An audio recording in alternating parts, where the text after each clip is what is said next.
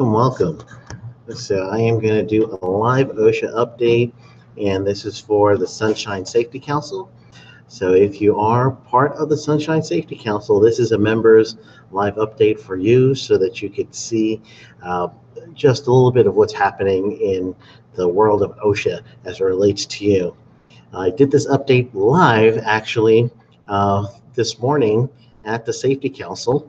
So the Daytona location is, and they've moved, so you got to make sure you know it's 661 Belleville Road, Suite 206, South Daytona, Florida 32119. So that is where the new office is for the Sunshine Safety Council. And as a member, you've got a whole bunch of things that you can utilize. So I suggest you get a hold of Stacy Mueller, and with Stacy's number is 386-301-5575. So just ask for Stacy, and that's 386-301-5575. So I am going to share with you what we went over this morning. So I'm gonna go ahead and before I share my screen, I do want to post a quick announcement on the Facebook site so that those of you that are on the Facebook site that have the membership on the Facebook, not membership, but you use your membership and you use the Facebook site as well, so that you know that we are live. So I'm gonna post that. And what I'm going to do, so talking you guys through while I'm doing my posting, what I'm going to do is I'm going to make sure that you guys get the most information that you can about what's happening with OSHA right now, some deadlines that are coming up. There's a couple of key deadlines that are happening. So if you are aware of these key deadlines, you should stay in compliance. And then also there's another thing I want to make sure that I'm doing with this is I want to just let you guys know that there are more resources out there for you. So your key resources is Stacy and myself, and then the OSHA website itself has a whole bunch of resources to make sure that you do not miss out on anything that is for your OSHA compliance. So that's our goal. Another goal that we're going to do today is I want to make sure that I show you where to find things too on the OSHA website. So I'm going to teach you how to fish, if you will, so that you could keep up with any of the OSHA guidelines. So right now I'm on the Facebook group. Let's see if I could, I'll share my screen here with you for Sunshine Safety Council, Inc. So let's get you guys in. So very shortly, we're going to share my screen with you. And I am actually doing this, and it is in an RV park at the actual clubhouse. So you may see people coming in and out. I don't know yet, but you may see some people coming in. Hopefully not, but let me share my screen so it can at least get you guys going. So I'm going to share my entire screen. You're going to see a whole bunch of me in a second. And let's go down. So this is the Facebook page. So if you go to facebook.com, and right where my little mouse is moving, you see Sunshine Safety. So facebook.com/Sunshine Safety, a lot of S's in that one. So that's where you can find it. And you get some updates there as well. So let's show you the home, sunshinesafety.org, with this sunshinesafety.org page. Any of your needs that you have for safety, compliance, they do DUI training, the intermediate traffic type schools as well. So everything's up there on the website. You could use this to look through it and make sure that you utilize your membership. So when you want to be a member, if you're not and you're watching this and you want to be a member, Go through the membership tab over here. Then you're going to click on that tab. Let's see if I can get it. So scroll down, and as you're scrolling down here, you can see what it takes to be a member. So right there is your membership benefits. So they'll contact you as soon as you fill out that form, and then you could have your benefits started with there. So there's 5 pages, as you can see over here, of benefits that you have by being a member of the Sunshine Safety Council. If you have any OSHA questions or concerns, I'm your guy. I'm the one that we work with together hand in hand. So you can find me through OSHA Compliance Help, or right now I also have safetyculture.online. So if you're looking at safetyculture.online, I'm trying to help people get past OSHA compliance and then also start thinking about safety culture. So this is a website with some downloads and a few things to help you get your safety culture going. And my other one, let's pull this up, is OSHA Compliance Help, OSHAComplianceHelp.com. So with the OSHAComplianceHelp.com, these are the ways you could reach me. And then, of course, you have the link for the Sunshine Safety Council. All right, I will move over to what I wanted to show you. So as the day went on, and I'll leave this up so you could get a little bit of understanding of who I am. So as the day went on, this morning I did this presentation first to the members that showed up at the Safety Council for this training. It's really brief. All I wanted to do is just give you the update of what's happening with OSHA right now. So with OSHA right now, there's been a whole bunch of things going on, and I just picked out the key things that you should focus on. So one of the key things is we're going to have, say we, but not me, I'm not with OSHA, but OSHA is hosting a national safety stand down to prevent falls in construction.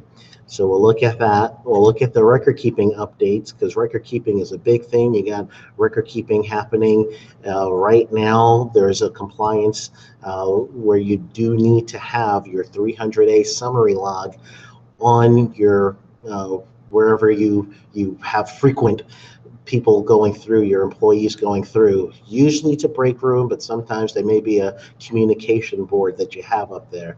So if that communication board is there, use that to post your 300A summary log. You should have done that earlier in the year, but your compliance deadline, I should say the end of the compliance date would be April. So as you end the final day of April and you go into May 1st, you can take down that 300 log. And this is the log for last year. So this is the 2017 log, 300 log. You do have a deadline that you have to submit your 2018 deadline for electronic submittal to OSHA. It's going to be your 2017 numbers. The 300A summary log is going to be submitted, so we'll show you about that. And I have a video on that as well, so I'll make sure you guys get that video. Then we'll go through OSHA itself and their leadership, and also how to find in your local area what the national emphasis programs are. So we do have several of those things, and the very last thing is regulatory agenda. So I have a hyperlink to everything here, so I'm going to click to it. Let's see the hyperlink come up. And yes, everything's working good. I'm going to shut down some of my other screens in the back so I don't have tab after tab after tab. So right here is OSHA.gov. If you were to type OSHA.gov and you were to get to the national stand down page, which is one of the homepage things. So let's show you where that is on the homepage. So homepage right here says National Safety Stand Down to Prevent Falls in Construction, and they give you the date, May 7th to the 11th. And what this is OSHA wants to have everybody in the nation take just 1 hour within your week to talk about preventing falls in your industry. It says specifically construction here, but there are several other industries that do have fall hazards, so it might be a great time right now to make sure that you have your fall hazards taken care of as far as your training. So what they have here are resources that you could use, and there's a poster here on my right of the screen, and then there's videos. And if you were to go to the resource section, I scroll too fast. So here are some of the resources. So you got posters, you got a few things, a hard hat sticker you could use after you participate. Say that we took an hour in the week to talk about fall protection, so then you could do a hard hat sticker for that. You got some other things that's going to help you if you're the trainer training your employees at the National Stand Down. Then here are some of your resources you could use for training, especially the Susan Harwood grant material for fall protection. There's several of those. There's even videos that you could see, specification things such as specifically for framework, for residential, for commercial. So there's a lot of facts, a lot of guidance in here. Falls on the ladders, so fall below with ladders, scaffolding. So all of this material is there just to help you facilitate the conversation with your workers about fall protection. So a wonderful campaign. I believe this is the 3rd year they've been doing it. There's a lot of these stand downs right now, safety stand downs. So I would encourage you to participate in this one. And when you do, you could actually click on that certificate of participation. And when it's live, meaning the week is live, you'll see over here where you could type in your company name and then how many people participated. And you could print out an official Department of Labor certificate saying that you participated in the 2018 stand down. So next thing that I want to go over with you, so let's bring this right back up, is the record keeping update. You have the hyperlink, but I think it might help you better if I just go ahead and show you how to access it on the OSHA website. So top over here takes you to the Department of Labor, so you always want to click on this one to get you to OSHA. So I am looking at the home page of OSHA.gov. If I were to scroll down, I kind of get an idea of some of the things that I have a quick link to. One of the quick link items is the electronic 2017 submittal. So right here, they have an announcement. Employers can now begin electronically reporting their calendar year 2017 form for 300A data to OSHA. All covered in establishments, and it is an establishment. So the difference between an establishment and a firm is your location, your current location. The building that houses you is your establishment. This is an establishment requirement, not a firm requirement. So your establishment must submit the information by July 1st, 2018. And there's a big bold note underneath that second line there says, remember, not all establishments are covered by this requirement. To review the establishments needed to provide their 2017 data, click here. So they're telling me where to click. If I were to click here, it gives you a nice little update and a list of the places that are required to, the employers that are required to do this, including on the very bottom, you can see the state plan note that says, establishments under the jurisdiction of these state plans do not currently have electronic submittal, do not have to electronically submit their 300A form. So it's California, Maryland, Minnesota, South Carolina, Utah, Washington, and Wyoming. So those states as of now did not adopt electronic submittal. So that's why OSHA gave you a little note there. It's a big one. Once you do your electronic submittals, it's something that you really need to understand. So I'm going to show you right now, and I'm going to go to YouTube. So some of you are watching directly from my station, my YouTube channel. Some of you may not be. So if you are not watching from my YouTube channel, I don't have one of those vanity channels over there. So what you would have to do is you would have to type in OSHA compliance help. And as you type in OSHA compliance help, you click on that. That's going to give you my OSHA compliance help page. So on this video here, I've got one of these that talks about injury tracking. I got a couple live videos, a few other things that you could have to add to your safety program. And I do a lot of safety training on here. So go ahead and subscribe while you're there. So I'm going to go through my video list because I don't see it right up there at this time.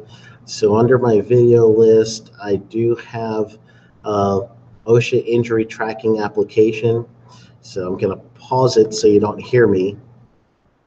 But if you were to look at my OSHA compliance health page, I have a whole 11-minute video on the OSHA injury tracking application. So that is how you would actually submit this when you would launch the injury tracking application. I show you how to set everything up. I show you how to submit the application and submit your data. So this is a great video for you to have. So add this to your arsenal. And this is the OSHA injury tracking application on my YouTube channel. So hopefully that'll help you out a little bit. So the OSHA compliance help. So let's go back over here. This is my guidance of what I want to talk to you about. So the next thing was that OSHA currently still has just an acting director. The importance of this is right now the department is changed the actual, well, from the last administration till now, there has not been in the turnover of administrations a lead person for OSHA. So the OSHA head is the Assistant Secretary of the Department of Labor, and right now there is a Deputy Assistant Secretary that is also playing the role of the acting Assistant Secretary, and then there's another Deputy Secretary position for the regions that is also vacant. So you have one of the region directors that is doing this role. So you have two key roles in OSHA that are still vacant, as well as Chief of Staff here and Senior Advisor here. So we've got mostly vacant positions as of this organizational chart of February 2018, so even that's behind. So the importance of this is this. OSHA is going through some flux, and there was supposed to be a appointee, Scott Mugno is his name, to head OSHA, and he's been through the congressional process to be approved, but there's still some sort of holdup where he's not in the position. That means there's policies and procedures that can be falling through the cracks, or no one is going to start those policies and procedures yet, only because you've got an acting Deputy Secretary, whereas now if she makes all the rules and changes everything and starts the organization in a certain way, you could have an abrupt turn when you do have someone who is permanent there. So there's some flux, and then also OSHA's seeing some turnover in personnel. That doesn't mean there won't be any citations, there won't be any inspections. They still have inspection criteria that they need to follow, but the agency is overworked and undermanned currently. So let's show you how they're going to pick up the pieces or bridge the gap. One of the things they're going to do to bridge the gap is they're going to add training.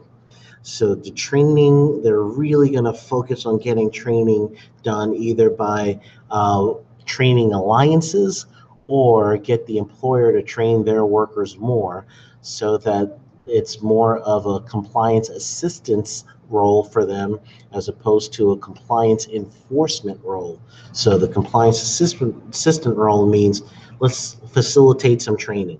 So you'll see OSHA really focus on training, and that's one of the ways they're going to bridge that gap that they have. And the other way they're going to bridge that gap is through the emphasis program. And let me show you how to find that. You go through OSHA's enforcement here, scroll down to the national emphasis program.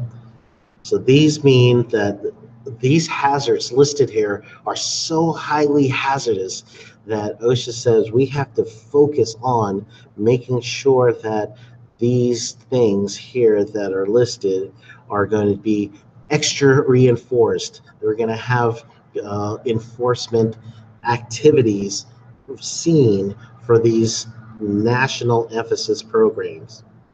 So those are a listing of the national emphasis programs right now that are on the site. I'm going to scroll down to local emphasis programs. So this is broken up into regions. So some regions have different types of hazards. So if you're looking at my region, which is in Region 4, our regional emphasis program, which is local, and let's go back, I hit the wrong button there, but Region 4, looks like we've got one in construction.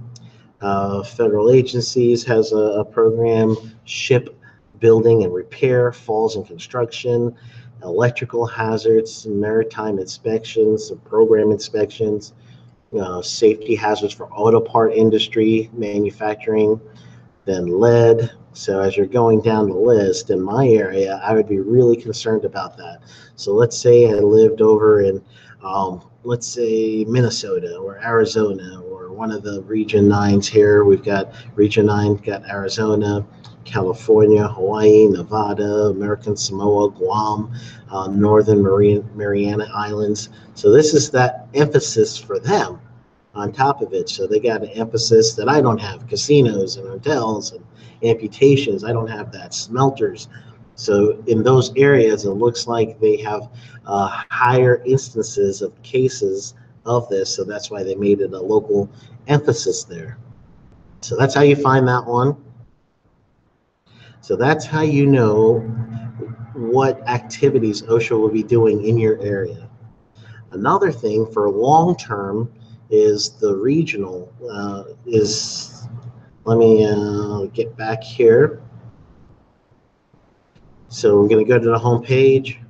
I'm going to show you something called the regulatory agenda. And excuse the background noise, all of a sudden I got someone that's mowing just outside my door. But the regulatory agenda for OSHA is found here. So you go through regulations, the drop-down menus take you to the regulatory agenda. And this means there's 3 phases of any rule. Any rule that you have to follow from OSHA has 3 stages before it becomes enacted. One is a pre-rule stage. So that's roughly about 2 years away. Proposed rules, I would say pre-rule 2 to 3 years. It could be more, it could be less, depending on if there's more accidents or some driver that means it's gonna skip and be something that has to get done right away. So the pre-rule stage, you have communication tower safety, mechanical power press, powered industrial trucks, which is your forklifts. Lockout tagout is going to be updated, blood level in medical review. So those are all your pre-rules. Proposed rules, there's 4 of them right now. The cranes and derricks are in twice. So there's different levels of cranes and derricks. Puerto Rico state plan, you got a proposed rule there. And then also tracking of workplace injury and illnesses. This proposed rule, if you were to go into the Federal Register, is also looking at the electronic record keeping. So the thing I just talked to you about earlier may be temporary because of this proposed rule that you're seeing on this regulatory agenda. So I would keep a close eye on that. And then the final rule stages, there's several of these in the final rule stages. You do have final rule of record keeping over here, which is kind of contradicting the other one, but you could tell it's foreboding. And if you were to click on the hyperlinks over here on the side, you could read about every one of these upcoming changes or proposed changes or final rules. And then long-term is new. They actually hadn't had this in a long time, or I should even say I was not familiar with long-term actions until most recently. And the long-term actions are pretty much things that they're going to keep looking at, keep observing, keep trying to update. And so those are your long-term action. So those are some of the things we mentioned in today's meeting. I am going to stop sharing and give you an opportunity to just see me once more before we end up. And again, I just really want to make sure that you get a good understanding of what's happening with OSHA, with all the things that is going on. A lot of changing parts, moving here, moving there. People are coming and going. So keep up with it. Go to OSHA.gov. Join Quick Takes. Quick Takes is the OSHA newsletter where every 2 weeks you're going to get a letter from OSHA just in your email, a newsletter, and you could see what's on their mind from that Quick Takes newsletter. So with that, I'm going to conclude. So thank you guys for your time. This is going to be there for rebroadcasting so they could be embedded in the website. I want to thank the Sunshine Safety Council for inviting me to give you guys the OSHA update. So again, you want to visit the safety, sunshinesafety.org, a lot of S's right there. You can catch me at Utility Compliance Help, which is my company, or if you're ready to upgrade your safety from compliance base to a safety culture, you can find me also at safetyculture.online. So thank you and have a wonderful rest of your day.